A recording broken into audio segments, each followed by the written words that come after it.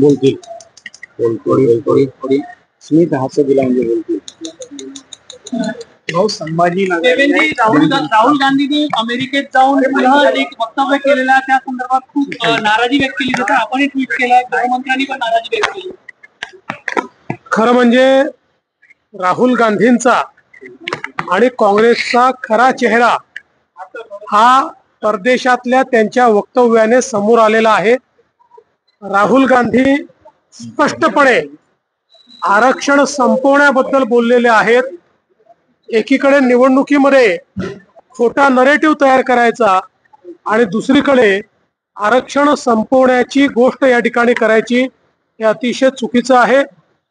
भारताच्या संविधानाचा किंवा संविधानकार भारतरत्न डॉक्टर बाबासाहेब आंबेडकरांचा काँग्रेसने कधी सन्मान केला नाही।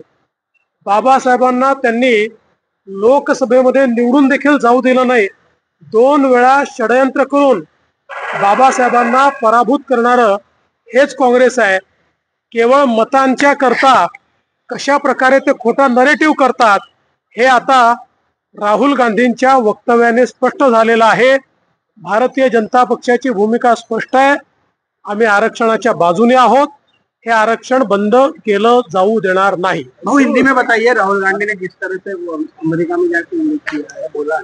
राहुल गांधी का असली चेहरा और कांग्रेस पार्टी का असली चेहरा, ये विदेश में उन्होंने जो वक्तव्य दिया है इससे पूरे तरीके से स्पष्ट हुआ है। क्योंकि राहुल गांधी यहाँ तो संविधान बचाने की बात करते हैं और वहां जाकर आरक्षण समाप्त करने की बात करते हैं।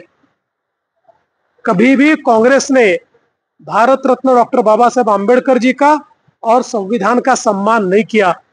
ये वही कांग्रेस है जिसने भारत रत्न डॉक्टर बाबा साहेब आंबेडकर जी को 2 बार लोकसभा में जाने से रोका और उन्हें षड्यंत्र करके पराजित किया।